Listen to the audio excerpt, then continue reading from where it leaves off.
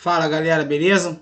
Então voltamos aí a trabalhar já no livro 04, tá? O vídeo anterior falava sobre a urbanização mundial, brasileira, tá? E a gente agora vai trabalhar dos problemas ambientais urbanos. Muitos deles a gente já trabalhou, né? Tais como ilha de calor, aquecimento global, né?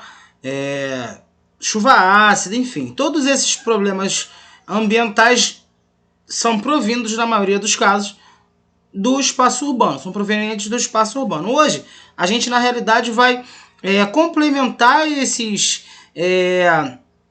problemas ambientais, né?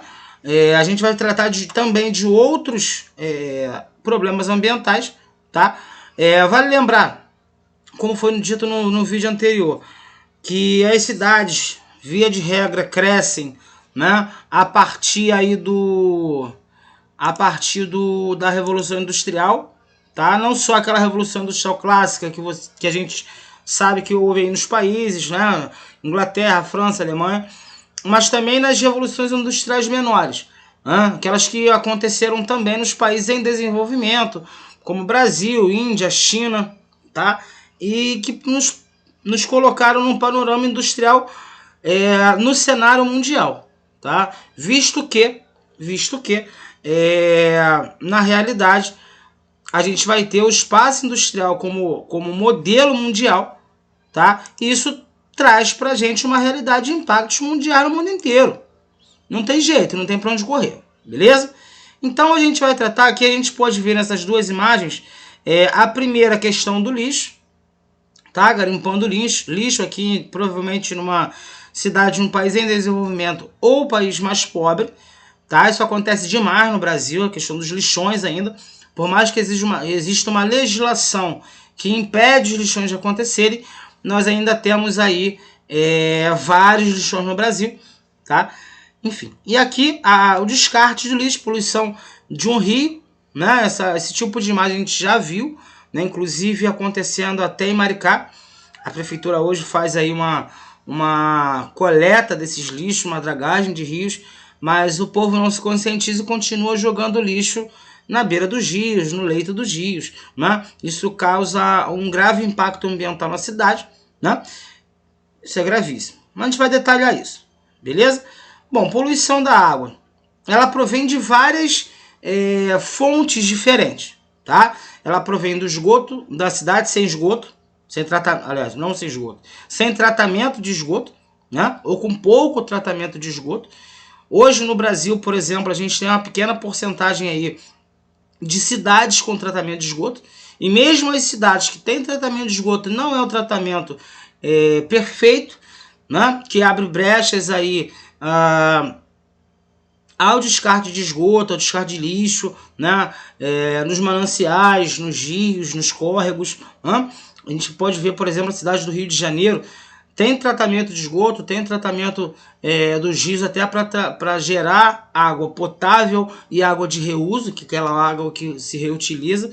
Isso também nós já discutimos, né? Mas, ao mesmo passo, os rios que não têm o tratamento, não são todos os rios que têm tratamento, tá? Sofrem com a enxurrada de esgoto, né? E também, tá? Com jogar lixo, corpos, tudo que você imagina cai nos rios do estado e nos rios do Brasil, ok? Então aqui, ó, segundo a ONU, ainda existem pessoas com muitas dificuldades de acesso à água tratada e rede de esgoto nas cidades, tá? Isso vem da falta, claro, de planejamento e de tratamento da água, tá? Aqui a gente tem um mapa, deixa eu dar um zoomzinho aqui pra gente ver esse mapa com maior detalhamento, tá? Então o Brasil, ele tá numa situação muito ruim, não é? Ele está de 50% a 75%, muito próximo a 50% de tratamento, o que é muito pouco, tá? Para um país como o nosso, um país em desenvolvimento, um país que almeja ser um país desenvolvido, isso é muito pouco, tá? A gente pode ver que países da América do Sul, aqui como a Argentina, tem percentuais acima de 90% de tratamento de água, tá? Então, assim, país vizinho, mas é menor. Não interessa, é menor, mas o investimento de dinheiro também é menor, né? Então, serve de base aí pra gente tratar melhor nossa água, tá? O mapa demonstra que a África do Sul e a Ásia tem sérios problemas de tratamento, tá? Menos de 50%, né? Aliás, a África e o sul da Ásia, tá? Países africanos aí na sua maioria. O sul da Ásia ali, que a gente fala de Índia e tal. Tanto é que o principal rio da Índia, que é o rio Ganges, que é o rio sagrado, é considerado uma deusa e tal, ele não é tratado, as pessoas bebem dessa água, as pessoas tomam banho e tal, né? Enfim. Aqui uma água contaminada despejada em rio, uma água verde, Palmeiras, né? Isso não pode ser normal. Isso a gente vê na rua da escola, tá? Aquele rio ali é da cor de uma Coca-Cola. Isso não pode ser tratado como normal, né? Aqui uma estação de tratamento, né? Na cidade de Pilsen, na República Tcheca, tá? Que é um país modelo no tratamento de água, um país europeu, né? Mas é um país modelo aí no tratamento de água, tanto para água potável quanto para água de reuso, tá? Bom, a produção de lixo, cara, ela é diretamente relacionada à nossa forma de consumo, tá? O que acontece hoje, a gente come muita comida embalada, a gente consome muitos produtos que utilizam plástico como embalagem, tá? Um plástico que a gente não vai usar mais para nada, tá? Que vai ser descartado na natureza, tá? Existe até uma reportagem, um anúncio na televisão que fala que em 2050 haverá mais plástico do que peixe nos oceanos, tá? Hoje a gente come peixe, muito dos peixes que nós comemos vem com microplástico, que são fragmentos de plástico dentro do seu intestino, dentro da sua carne, não é? Então esse lixo volta pra gente, tá? Porque quando a gente compra um peixe na peixaria, a gente não sabe exatamente de onde esse peixe veio. Então, e nem muito menos a gente faz análise desse peixe, né? Então, muitas vezes ele pode ter algum índice de contaminação, sim. Tá? Então assim, a gente tem no mundo hoje cerca de 1,4 bilhão de toneladas de resíduos por ano, grande parte disso sem nenhum tipo de tratamento, sem nenhum tipo de reciclagem, enfim, tá? E esse índice só cresce, tá? A gente tem aqui uma coleta seletiva no Brasil que tem crescido, tá? Só que a gente tem apenas 15% da nossa população inserida na coleta seletiva. Tá? Então, assim, vai muito mais de conscientização popular do que um programa governamental em todas as esferas, federal, municipal, estadual, quanto a tratamento desses resíduos. Tá? A gente vai ter uma situação padrão, né? Que é o Japão, onde se você não separar seu lixo, você toma 3 advertências e na terceira você toma uma multa pesada, que se eu não me engano é o valor do salário mínimo lá. Então a galera, para não pagar uma multa muito cara, prefere selecionar seu lixo, tal, separar. Muito disso eles já encaminham para reciclagem. Então, assim, existe todo um programa governamental em todas as esferas que controla essa produção e essa destinação do lixo, tá? Com o lixão, ele vai contaminar o lençol freático, tá? Que é a água subterrânea, que a gente muitas vezes fura o poço. Então, por exemplo, Gramacho, né? Em Caxias, a gente tinha o lixão e tinha o bairro em volta.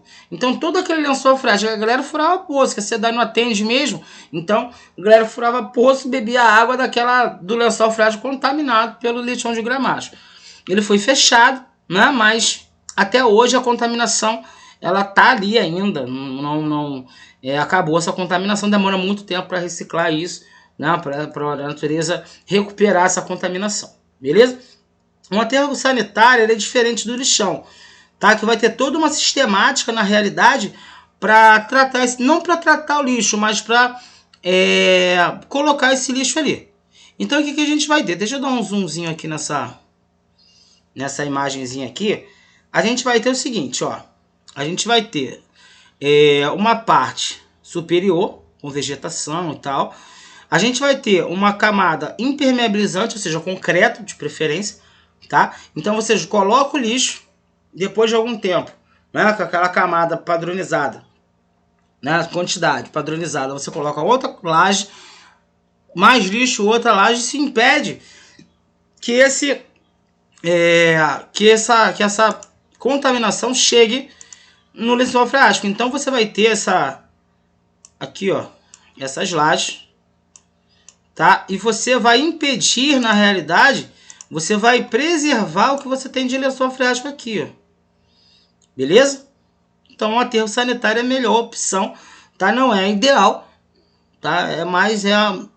A situação menos pior para a contenção do lixo, ok? Vamos lá, deixa eu passar aqui. Poluição do ar a gente já tratou, né? Da inversão térmica, do lançamento de gases poluentes, enfim. Isso aí a gente já saturou esse assunto. Vamos passar aqui, efeito estufa, chuvas ácidas, ilhas de calor. Já tratou disso tudo, né? Questão de moradia, senhores. O que acontece? Com o inchamento das cidades, a moradia ela vai ficar obsoleta. Isso a gente falou até no outro vídeo, né? O que acontece? Não tem espaço para todo mundo. Então a questão da subida das encostas, formação de favelas, gente morando na rua, isso vai ser inerente do espaço urbano. Ele vai oferecer empregos para a galera, só que esses empregos não suprem todo mundo, sacou? Então a questão da moradia ela vai ficar a cargo do governo, muitas vezes fazer o tal do Minha Casa Minha Vida, tal, esses condomínios populares que se vende a preço muito barato para tentar amenizar, né, a questão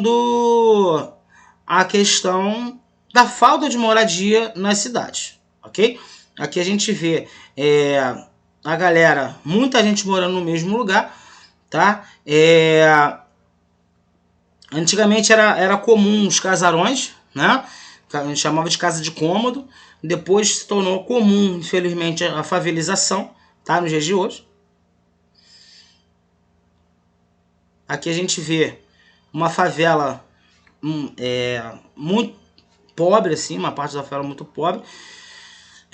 Aqui é uma periferia africana, mas isso aqui se aplica também a periferias das grandes cidades brasileiras, tá?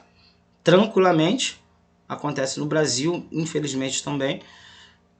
Tá? A gente vai ter um problema aí de moradia, de aglomerados subnormais, ou seja, de favelas, em grande parte no Sudeste, tá? Grande parte das favelas do Brasil estão concentradas no Sudeste, papo de 55,5% das favelas estando na região Sudeste. Mobilidade urbana, senhores, o que acontece? A gente vai ter um sério problema de mobilidade, assim como de moradia, de mobilidade urbana também, tá? Isso, em algumas shows eu já tinha falado, comparando aí linhas de metrô do Rio com Barcelona, né? A quantidade de linhas, a quantidade de trens, a quantidade de ônibus, tá? As grandes cidades brasileiras, nenhuma delas tem consideração perfeita com o transporte público, tá? Curitiba chega muito próximo a isso, mas também não é perfeito, falta transporte público na periferia. Todo dia vocês vão ver no jornal que some linhas no Rio, né? Que é a culpa da pandemia. Não, isso já acontecia antes, tá? Já estava acontecendo desde 2018 aí, já tem reportagem disso. Se vocês forem buscar, vocês vão achar, tá?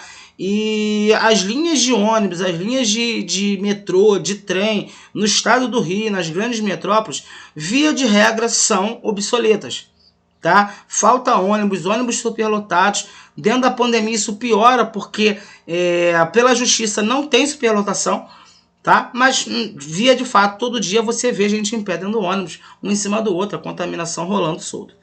Beleza? Então assim, são problemas, cara. Tá? Aqui a gente vai ver a gente chama de congestionamento ou engarrafamento na marginal do Tietê. Todo dia acontece. Segunda a sexta é regra acontecer, principalmente no início da manhã e no final da tarde.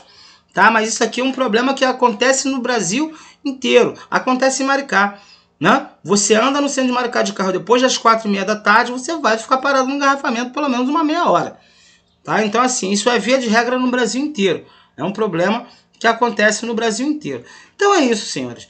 Tá? Para complementar aquilo que a gente já tinha falado, tá bom? E agora a gente vem completar esses problemas ambientais urbanos. Beleza? Grande abraço, galera!